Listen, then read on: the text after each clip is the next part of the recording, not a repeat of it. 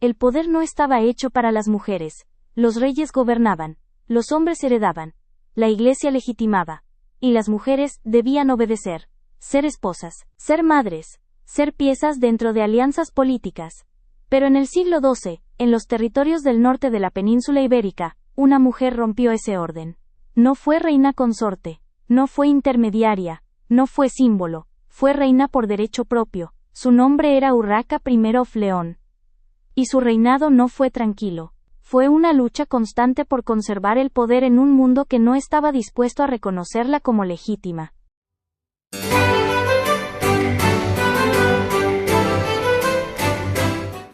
Urraca nació alrededor de 1081.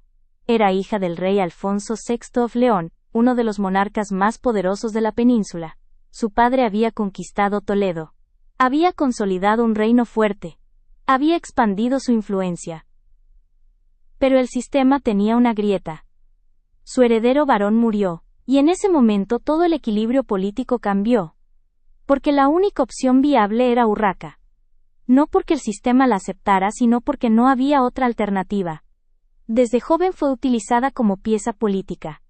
Se casó con Raimundo de Borgoña, un noble extranjero, como parte de una estrategia para fortalecer alianzas. Pero cuando él murió, Urraca quedó en una posición extremadamente delicada. Viuda, heredera y mujer. Una combinación que en la Edad Media no generaba estabilidad. Generaba conflicto.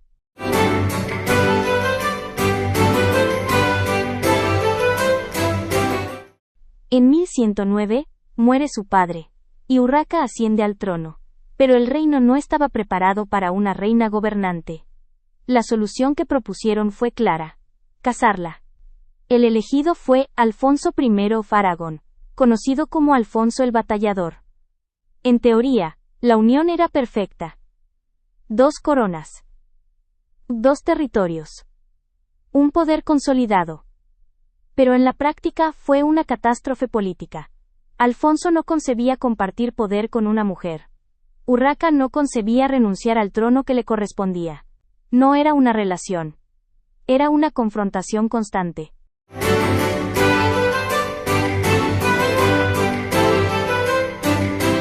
Lo que siguió no fue una crisis doméstica, fue una guerra civil. Alfonso intentó ejercer control directo sobre los territorios de Urraca. Los nobles se dividieron. Las ciudades tomaron partido. Y Urraca hizo algo que rompía completamente con lo esperado.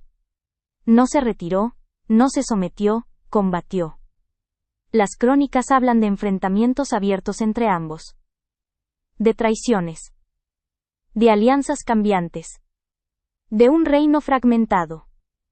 Incluso algunas fuentes sugieren episodios de violencia dentro del matrimonio. La Iglesia intervino. Y el matrimonio fue anulado bajo el argumento de consanguinidad.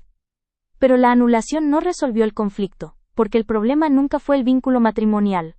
Era el control del poder.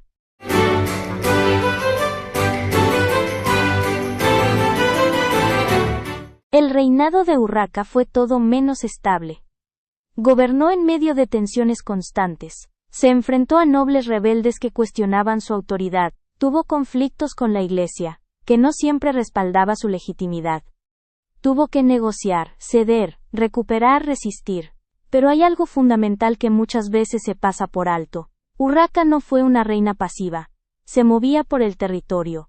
Tomaba decisiones militares. Intervenía directamente en la política. No gobernaba desde la distancia. Gobernaba en el campo de conflicto. Y eso, para una mujer del siglo XII, era profundamente disruptivo.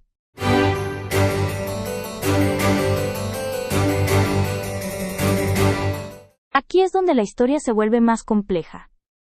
Porque Urraca no solo tuvo que gobernar, también tuvo que sobrevivir a cómo fue narrada. Gran parte de lo que sabemos sobre ella proviene de crónicas escritas por hombres, en un contexto profundamente influenciado por la Iglesia y por una visión del mundo donde el poder femenino era sospechoso. Y eso se nota. Los cronistas no solo describen sus acciones. La juzgan. La llaman inestable. La describen como impulsiva. Cuestionan su moral. Critican su vida personal. Pero aquí es donde hay que detenerse. Porque cuando una mujer en la Edad Media ejercía poder político real, salía del molde, y todo lo que salía del molde era visto como desorden. Muchos relatos enfatizan sus relaciones personales, sus decisiones emocionales, sus conflictos, pero rara vez hacen lo mismo con reyes hombres que gobernaban en guerra constante, que tomaban decisiones violentas o que enfrentaban rebeliones. La diferencia no está en lo que hizo Urraca, está en cómo fue interpretada. Historiadores modernos han revisado estas fuentes con una mirada más crítica, y han señalado algo importante. Urraca no fue una excepción caótica, fue una gobernante operando en condiciones extraordinariamente adversas. Su reinado coincidió con tensiones políticas reales, con una estructura feudal fragmentada, y con un sistema que no tenía mecanismos claros para una mujer en el poder. No es que su gobierno fuera problemático por sí mismo, es que cualquier gobierno en esas condiciones lo habría sido, pero en su caso, el hecho de ser mujer amplificó cada error, cada conflicto, cada decisión. La historia no solo la registró, la juzgó con reglas distintas, y aún así, mantuvo el trono.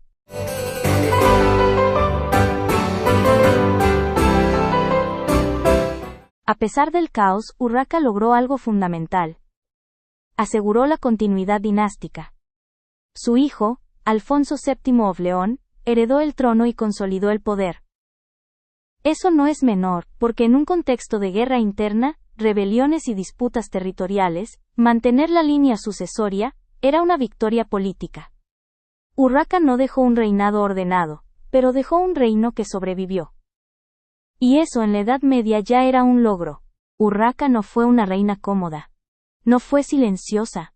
No fue obediente. No fue fácil de encasillar. Fue incómoda. Fue desafiante. Fue una mujer gobernando en un mundo que no estaba hecho para ella. Y aún así gobernó. Porque antes de que la historia estuviera llena de mujeres que acompañaban el poder, hubo mujeres que lo ejercieron. Aunque el sistema no estuviera listo. Aunque fueran criticadas. Aunque fueran cuestionadas. Aunque fueran incomprendidas. Y en esa historia ella fue primero.